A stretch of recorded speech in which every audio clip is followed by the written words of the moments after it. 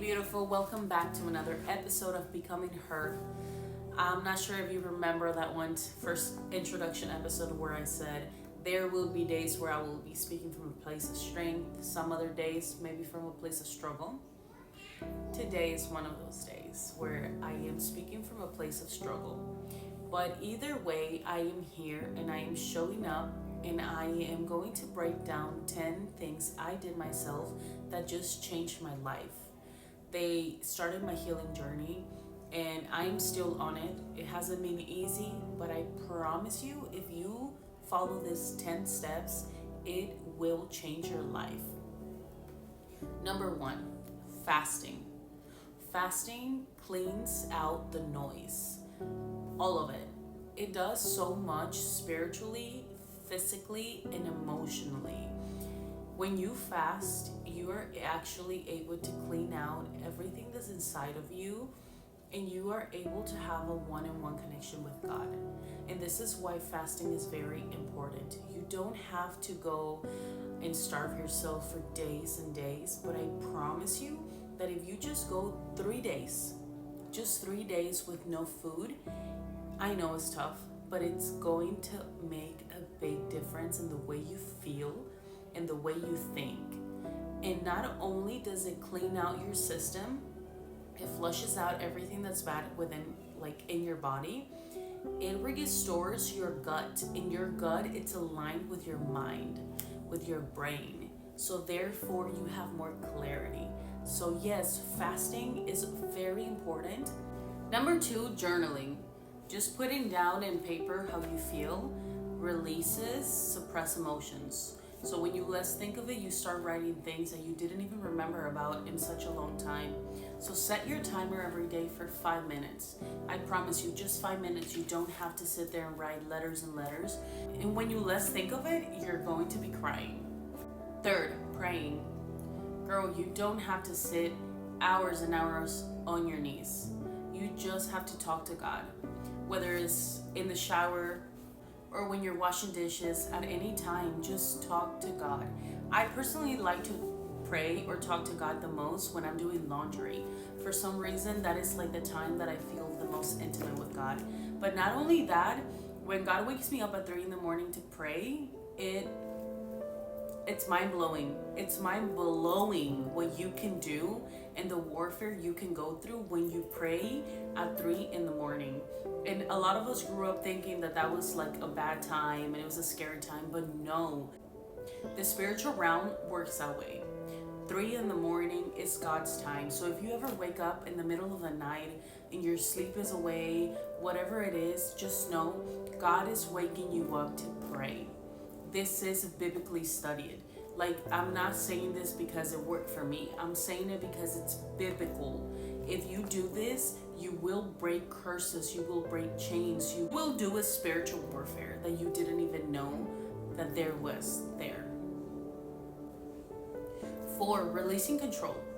You have to learn that people's actions don't rely on you. You have to understand that it's not in you to control everything. You have to release it. You have to let it go.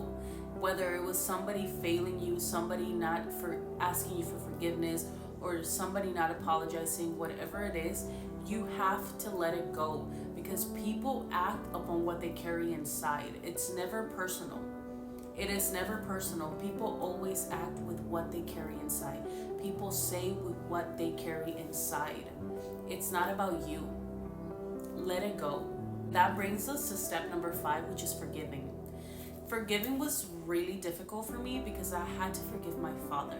And forgiving was a place where I found myself pouring my eyes out in the altar many times. But it also released all of that stuff I was carrying for years. It brought a weight off my shoulders. Forgiveness is not for the other person, but for yourself. When you choose to forgive, you choose peace, you choose release. And I promise you, when you forgive that other person who hurt you, it's a starting healing for yourself. Number 6, declutter. Oof, this one touches me because I was a hoarder. Like, I used to go into like thrift stores, and I used to go and buy everything off from Facebook Market, and I used to be a hoarder. I used to clutter clothes that didn't fit me for 5-6 years. That was me. But I used to always say, no, one day I'm gonna need it, I'm gonna need it. No, you won't need it. Because the enemy, because here's the thing, in the spiritual realm, demons love to live in filthy places. So the moment you start to decluttering, it brings such like peace, it brings freshness into your soul. It's so crazy to describe it in the spiritual realm, because a lot of you are probably not that spiritual, but I promise you that cluttering is not just about your mental health, it's not just about your peace, it's spiritual. It really is. It makes a big difference in your life. And I promise you, the moment you start to letting go of things that you don't need, you start making space and room for the beautiful things that God wants to give you. Number 7 is setting boundaries. Setting boundaries at first was very tough for me, but then I fell in love with it. Because I am already in that stage of my life where if you take my kindness and you play with that, that's it. You no longer know me. You no longer know what I'm about. You no longer know how I move. You no longer know my intentions. You no longer know me. Simple as that. And I love doing that. You know why? Because it brings peace. It brings a way of me protecting my heart. In every friendship, in every relationship that I have now, I have my boundaries. I choose not to move a certain way, not for them, but for me. I choose not to say certain things, because the less that people know about your life, the happier you will be. I promise you, there will be less envy in your life the moment you stop sharing everything with everyone. Just set yourself boundaries, whether it's stop going out to certain places, whether it's stop hanging out with certain people, whether it's moving differently in the way that you used to move back then, whatever it is, set boundaries. It's a key point to success, boundaries. Number 8 is speaking life over my life. So the way I did this one, I started doing sticky notes in my mirror every morning with affirmations. Just go ahead and look up some affirmations or whatever makes you feel good, whatever you want to remind yourself of who you are or who you want to become. That will do, it will change literally the tone of every day. When you wake up, the first thing you do is tell yourself all of these beautiful things. Remind yourself of who you are and who you want to become. And it literally tones the day of your day. Like it sets the tone and the color of your day. It does amazing things, I promise. Number 9 will be working out. If you go work out or you already work out, then you know what it does. But if you don't, and you're going through maybe a depression mode, or you're going through motherhood, or you're going through a lot of things, your brain is all over the place, step outside right now and put your feet on the grass. Go outside and look at nature, and it takes it all away. And this kind of goes back to fasting.